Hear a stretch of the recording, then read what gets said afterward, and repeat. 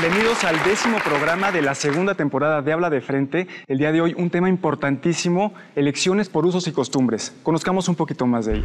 Las elecciones por usos y costumbres en las comunidades indígenas están previstas en la ley. Sin embargo, se han presentado quejas de violaciones a los derechos fundamentales en este tipo de procedimientos. ¿Puede convivir este derecho constitucional que tienen los pueblos indígenas con el pleno respeto a los derechos humanos?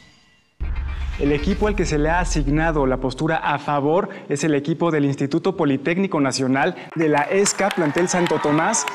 Ellos son Carmen, Paco y Leslie. Conozcamos un poquito más de ellos. Estudio Contaduría Pública. Me encanta cómo se mueve la economía dentro del país y quiero saber por qué se maneja de esa manera. Tengo 21 años y estudio la carrera de licenciatura en negocios internacionales. Me enamoré de la logística y la transportación. Mi sueño es trabajar en puerto. Tengo 20 años, estudio relaciones comerciales. Me encanta cómo combina las ciencias sociales con la economía, con la publicidad, con el marketing. Y habiéndolos conocido, vamos a presentar al equipo con la postura en contra. Nos acompañan de la UNAM, de la Facultad de Ciencias Políticas y Sociales. Son José Luis, Hugo y Alejandra. Vamos a conocer también un poquito más de ellos. Yo soy alumna de la carrera de Ciencias Políticas y Administración Pública. Bueno, decidí estudiar esta carrera porque considero que ofrece las herramientas analíticas para poder comprender la realidad social que nos rodea y posteriormente poder transformarla. Tengo 21 años, soy estudiante de la carrera de Ciencias Políticas. Me parece que es una oportunidad para entender los grandes problemas que tiene nuestro país y encontrar soluciones que nos permitan actuar juntos y buscar un beneficio para la sociedad. Soy estudiante de Ciencia Política. Escogí esta carrera porque creo que a través de ella puedo transformar mi entorno, porque la ciencia no es solo conocer la realidad, sino cómo la transformamos. Ya conocimos a los integrantes de este torneo. Vamos a recordar la mecánica de este debate. En esta primera ronda, inicia el equipo a favor y tendrá 1 minuto y medio para exponer y argumentar la postura del equipo sobre el tema. Al término de sus argumentos, un representante del equipo contrario podrá interrogarlo en un tiempo mínimo de 1 minuto y máximo de 2. Esta dinámica se repetirá cuando sea el turno del equipo contrario. Vamos a presentar a nuestro jurado de casa. Lo conforma la licenciada Diana Islas. Ella califica la expresión corporal. La doctora María Eugenia Vázquez Laszlo, que califica la argumentación y la sintaxis. Y como juez invitado nos acompaña el doctor José Roldán. Él califica el contenido, su veracidad y su calidad. Un aplauso para ellos. Vamos a confirmar las posturas a favor de las elecciones por usos y costumbres. El equipo del Poli en contra, el equipo de la UNAM. Por favor, Leslie, pasa al frente. Alejandro.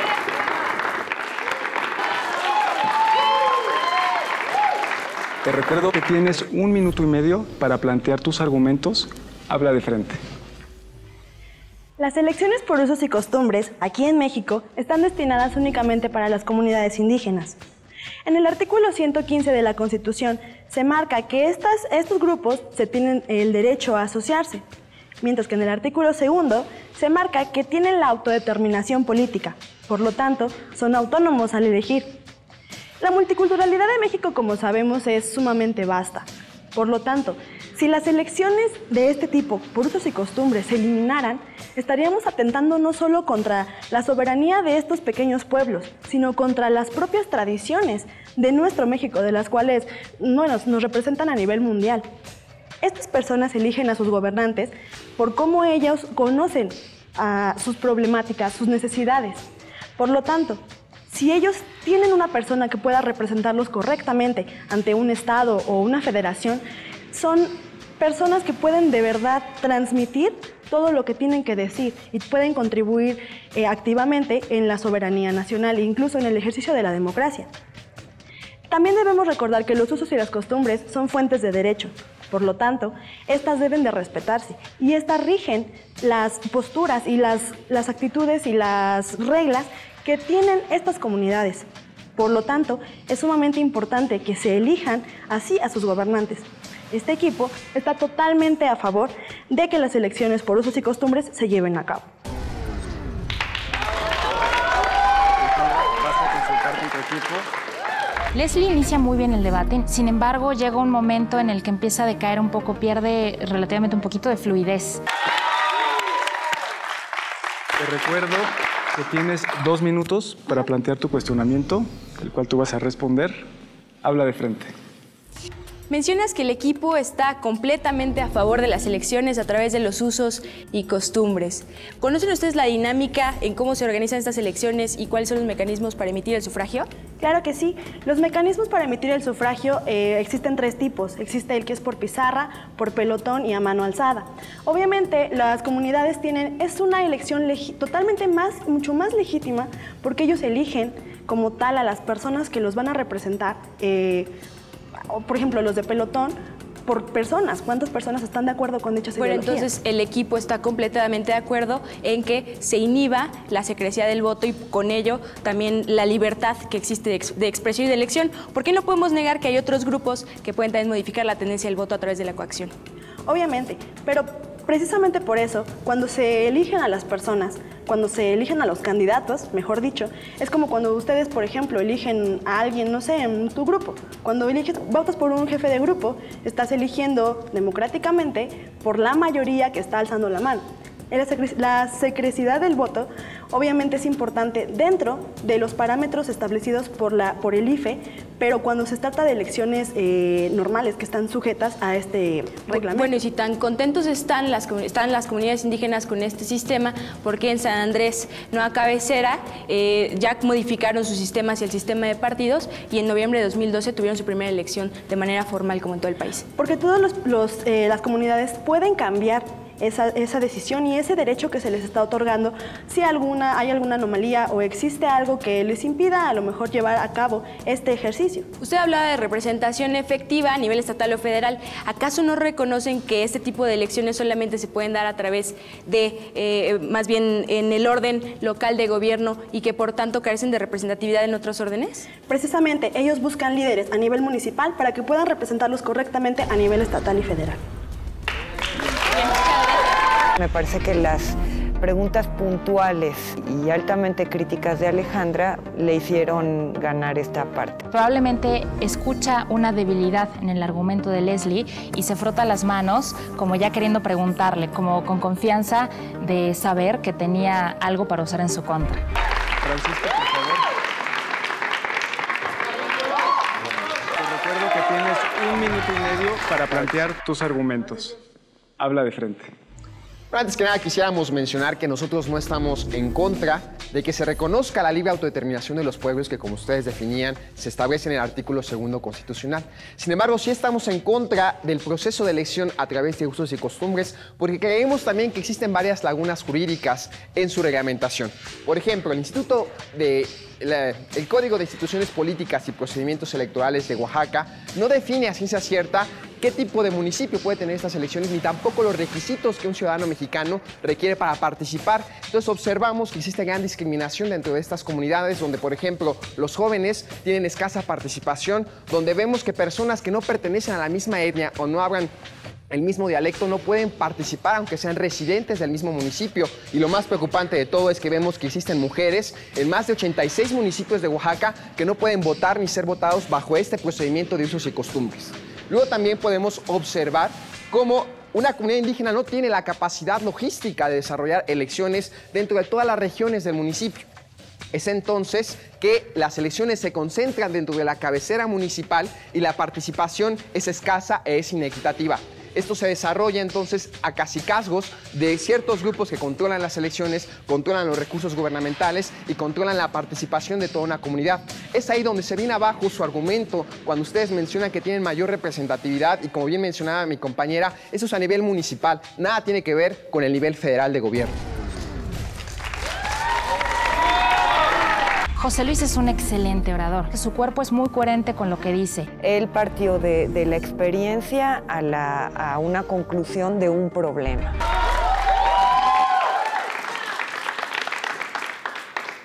Te recuerdo, tienes 1 minuto para plantear tu cuestionamiento. Habla de frente. Queremos entender que entonces tu propuesta es imponer el sistema de partidos políticos dentro de estas comunidades indígenas.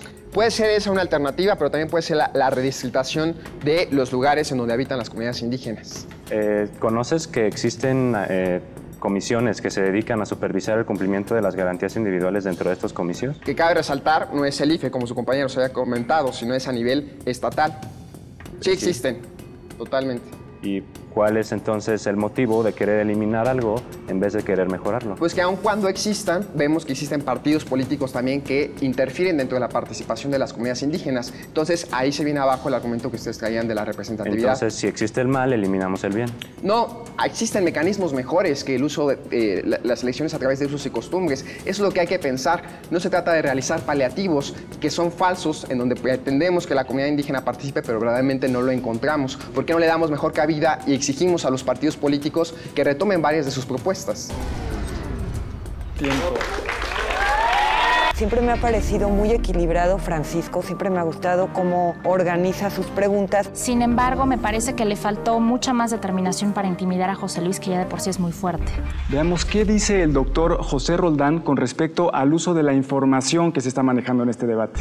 Cómo se presenta el tema me parece que es central, porque a partir de ahí o se muestran las fortalezas o las debilidades, pero indiscutiblemente yo creo que estaríamos ante dos equipos que han tomado en serio su participación y que han estudiado y se han preparado. Si la comunidad indígena realmente está muy alejada de lo que vivimos como sociedad, sí creo que es una forma de imposición, no solo de la forma de imposición, sino que es algo que no va a funcionar. Las comunidades más chicas no deberían de tener derecho a autogobernarse, ya que pues en México se gobierna por democracia y no por autogobierno. Ya estamos en la segunda ronda de este debate, está muy emocionante, elecciones por usos y costumbres. En esta segunda ronda, el participante del equipo a favor tiene 1 minuto y medio para hacer su exposición. Mientras tanto, los miembros del equipo contrario pueden tomar notas y planear sus preguntas. Cuando el participante haya terminado de exponer, un representante del equipo contrario tendrá 2 minutos para cuestionar a su oponente y este deberá responder. Esta dinámica se repetirá cuando sea el turno del equipo contrario. Ahora le toca pasar al frente a Carmen, por favor, del Poli, y a José Luis, de la UNAM. Te recuerdo que tienes 1 minuto y medio para plantear tu argumentación. Habla de frente. Las elecciones por usos y costumbres en las comunidades indígenas no implica que se esté excluyendo a dichas comunidades de participar en una sociedad mexicana, sino simplemente se está haciendo uso de una democracia total en la que todas las voces pueden ser escuchadas sin importar lo aisladas que se encuentran las comunidades unas de otras. En el artículo 39 constitucional marca que la soberanía cae en las manos del pueblo, por lo que con esto, el tratar de homogeneizar los procesos electorales se estaría violando el artículo 2 constitucional, en el cual se marca que todos los pueblos indígenas tienen la facultad de la libre determinación, y con esto se estaría dificultando un poco el proceso de la multiculturalidad en México.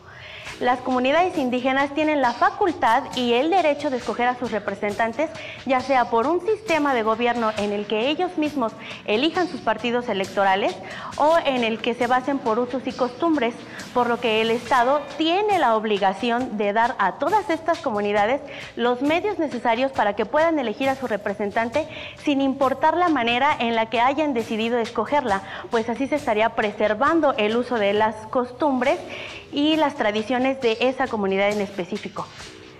También podemos mencionar que las comunidades indígenas, al agregarlas a una sociedad, a una democracia, al incluirlas a una sociedad, se está diciendo que con esto... Tiempo. Gracias, tienes 1 minuto. Empezó bien, pero se notó que era lo que se había aprendido, porque cuando le sobró tiempo y quiso completar, no pudo. Te recuerdo, José Luis, tienes 2 minutos para plantear tu interrogatorio. Habla de frente. Usted nos habla de un concepto muy ambiguo de democracia total. Supongo se refería a una democracia participativa, donde no solamente se delega las funciones. En este sentido, me gustaría preguntarle, ¿qué hacemos cuando en comunidades indígenas muchas mujeres no pueden participar en las elecciones del 2007? De 417 municipios donde se llevaron a cabo este tipo de elecciones, solamente se eligieron 3 concejales y en la mayoría la palabra mujer dentro de sus estatutos, sus reglamentaciones, ni siquiera está. ¿Qué hacemos cuando ellas no pueden otorgar el tequio, que es la labor comunitaria, y por ende quedan excluidas para ser votadas y también para participar en las elecciones. No es que queden excluidas como tal, sino que muchas veces no es en todos los pueblos, nada más es en algunos. Y las personas que en verdad tienen la calidad de poder escoger a un representante, lo van a hacer porque saben que ese representante conoce su comunidad y conoce todas las necesidades que necesitan cubrir. Entonces, entiendo bien, no importa que se violen los derechos de las mujeres, aunque sean solamente en algunos, porque no es en todos. ¿Ese es su argumento? No es que se estén violando los derechos de las mujeres, sino que simplemente son costumbres que se tienen en ese pueblo, y de hecho existen comisiones que se encargan de ver ese asunto de las mujeres. Entonces no es que se estén violando sus derechos, sino sí hay comisiones que se encargan de ver esos derechos de las mujeres. Permítame afirmarle que sí se violentan sus derechos, porque fue en el año del 53 cuando se garantizó el derecho a la mujer para votar y para ser votada. Pero pasemos a otro tema. ¿No considera usted que la intromisión de los partidos políticos va a seguir dentro de estas comunidades, aunque se reglamente la elección por usos y costumbres? No, porque al permitir que todavía se sigan eligiendo representantes por usos y costumbres, se están preservando nuestras raíces, porque entonces al ya no hacer partícipes a todas las comunidades indígenas, estamos negando nuestras raíces, y es algo que a México le da mucha multiculturalidad. Aquí yo creo la contradicción en la que usted cae se refleja en el convenio 61 de la Organización Internacional del Trabajo, que defiende los derechos indígenas siempre y cuando no violenten los derechos humanos. La diferencia entre la posición de ambos y que marca un poco la actitud que traían es: José Luis tenía esta posición en sus manos, una envolvía a la otra y se quedaban tranquilas, relajadas, no se movían. Esto quiere decir que él estaba confiado y relajado. Sin embargo, las manos de Carmen estaba una cerrada y tensa, jugaba con sus dedos, lo movía constantemente, y eso nos marcaba que en el momento en el que José Luis le estaba haciendo la pregunta, ella llegó a sentir un poco de inseguridad y se dejó intimidar. Hugo, por favor, pasa al frente. Leslie, pasa al frente, por favor. Te recuerdo que tienes 1 minuto y medio para plantear tus argumentos. Habla de frente. Para este debate es necesario precisar en la cuestión de la Constitución. Ustedes ya nos hablaron del artículo 2, pero omitieron la fracción 3 del mismo, que dice que los grupos que se rigen a partir de usos y costumbres pueden elegir a sus representantes siempre y cuando garanticen la equidad entre hombres y mujeres. ¿Cómo explicamos o qué hacemos entonces cuando en 82 distritos, según la Secretaría de Asuntos Indígenas de Oaxaca, las mujeres no pueden tener representación? Aquí vemos cómo se violenta el artículo 1 y el artículo 4 de nuestra Constitución, que dice que todos somos iguales, incluso en la cuestión de género, y por lo tanto tenemos el derecho a que las garantías individuales se nos apliquen. Y también, José Luis ya mencionó las diferencias que hay en cuestión de edad o incluso en cuestión de las personas que dejan la etnia. Aquí se está violentando el artículo 34 y 35, que nos dice que todo ciudadano tiene derecho de ser votado. Podemos ver claramente cómo la cuestión de sus costumbres se está también contraponiendo a otros artículos en nuestra Constitución. Nosotros no estamos en contra de la multiculturalidad. De hecho, creemos que un principio básico de la misma es la dignidad humana. Hay que pasar a otro papel. Ya no hablamos de arribas ni de abajos, hablamos de derechos fundamentales, y por lo tanto nada puede estar por encima de ellos, incluso la elección por usos y costumbres. ¿Es cuánto? ¿Es concluido? Muy bien. Da un discurso muy bueno, con movimientos muy contundentes. Esto nos deja ver que él está convencido por completo de lo que está diciendo. Si bien probablemente se memorizó su discurso, lo hizo bien porque no perdió el hilo. Te recuerdo, tienes 2 minutos para plantear tu cuestionamiento, el cual tú vas a responder. Habla de frente. ¿Estás de acuerdo entonces que no estás planteando que no existe una regulación en tanto a usos y costumbres? No, sí existe una regulación en cuanto a usos y costumbres. Me parece que lo que ustedes desconocen es la diferencia que actualmente hay en cuanto al derecho y al Estado constitucional. Peter Haberle, Sagra Blesky, que justo hablan de la multiculturalidad, pero con base en la dignidad humana, compañera. Perfecto. También tenemos un argumento que plantea Charles Taylor, el cual dice que cuando una sociedad es completamente igual, existen muchos contextos diferentes en los cuales cada persona... La pregunta, por favor, compañera. Claro, a eso voy, te estoy contextualizando. Cada persona tiene necesidades diferentes. Entonces, ¿qué consideras tú? O bueno, más bien, ¿cómo me explicarías? ¿Por qué quitar ese derecho a la multiculturalidad en cuanto a elecciones por medio de usos y costumbres?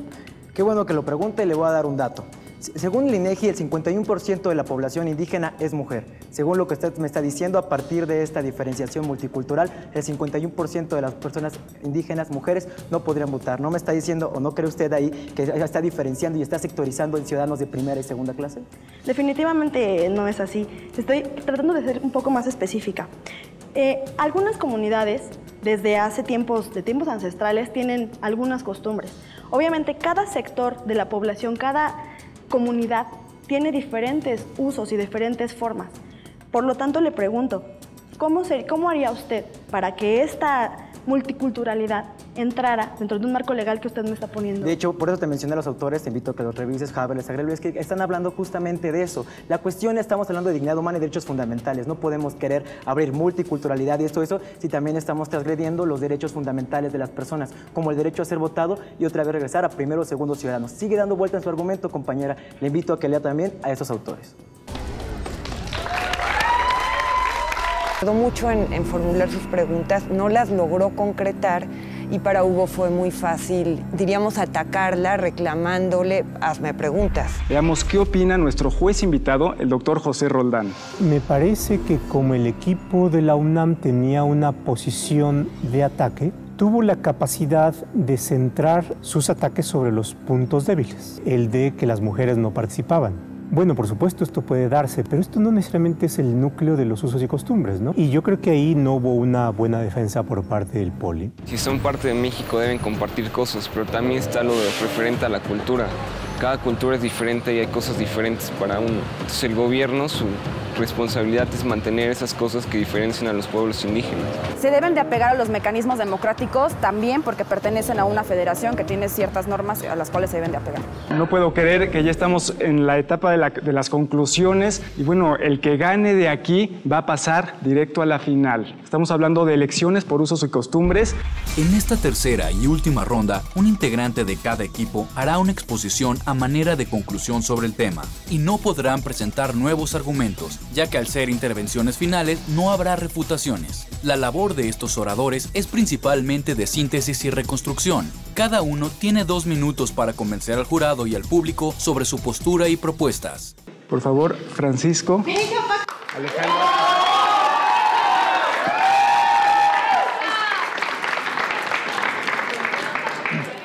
Les recuerdo que es momento de concluir, de resumir, no es momento de aportar nuevas ideas. Tienes 2 minutos y das inicio.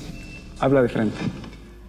Sabemos que en México el 9% de la población pertenece a comunidades indígenas y es menester tanto del gobierno como de la sociedad el preservar, respetar y fomentar que se mantengan estas tradiciones y estas costumbres. Porque no solamente representan una gran parte de nuestra cultura, sino que están escritas y estipuladas dentro de las garantías individuales que describe la Constitución mexicana.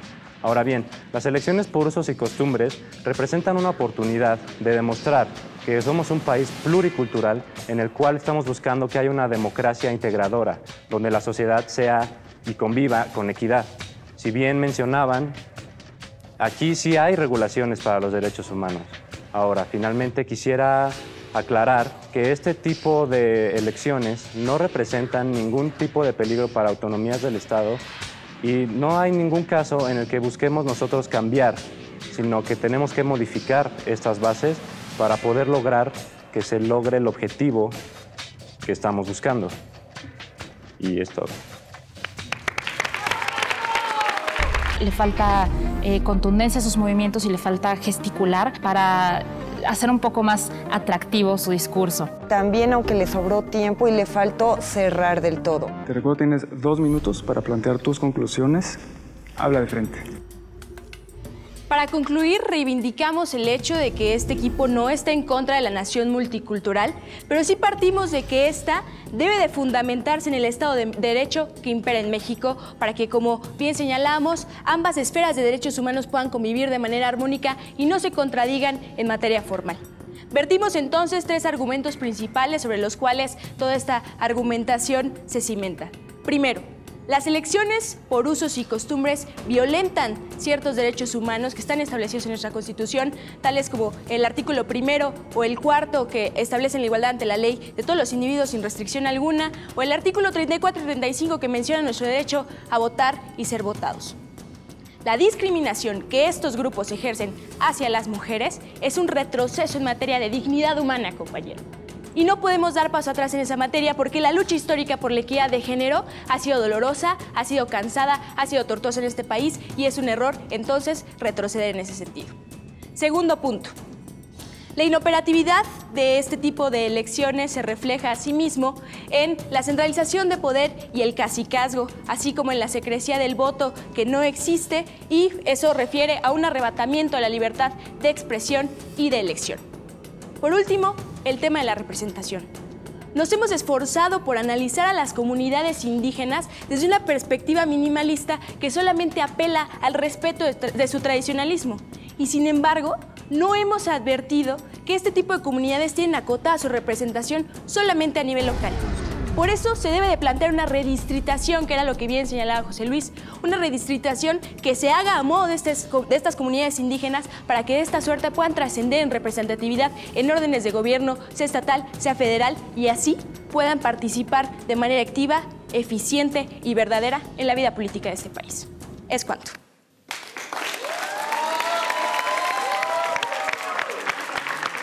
Alejandra, como en otras ocasiones, organizó muy bien sus conclusiones. Que sabe respirar en el momento en el que se debe, que no pierde fluidez, que tiene perfecta dicción, que hace gráfico lo que está diciendo con sus manos y eso hace mucho más amigable su discurso. Un clásico, Poli Pumas, y aquí tengo la puntuación del jurado de casa. La autora María Eugenia Vázquez Laszlo otorga a la ESCA, al Poli, 36 puntos y Diana Islas 35 puntos, esto da un subtotal de 71 puntos. Y a la UNAM, María Eugenia Vázquez Laszlo otorga 48 puntos y Diana Islas otorga 48 puntos, esto da un subtotal de 96 puntos. Vamos a ver qué nos comenta el experto en la materia, el juez invitado, el doctor José Roldán. Yo creo que la UNAM tuvo el mérito de encontrar cuáles eran los puntos débiles, los aprovechó bien. Haya o no tenido razón para identificar que eso era cuestionar el mecanismo de uso y costumbres, pero creo que ahí nos faltó en la defensa del punto. Ya tenemos aquí los puntos que otorgó el doctor José Roldán a ambos equipos. Al equipo del Poli, del Instituto Politécnico Nacional, ESCA, plantel Santo Tomás, otorga 26 puntos. Esto da un gran total de 97 puntos. Y otorga al equipo de la Universidad Nacional Autónoma de México, de la Facultad de Ciencias Políticas y Sociales, 27 puntos. Esto les da un total de 123 puntos. Ya hay equipo ganador que va a pasar a la final.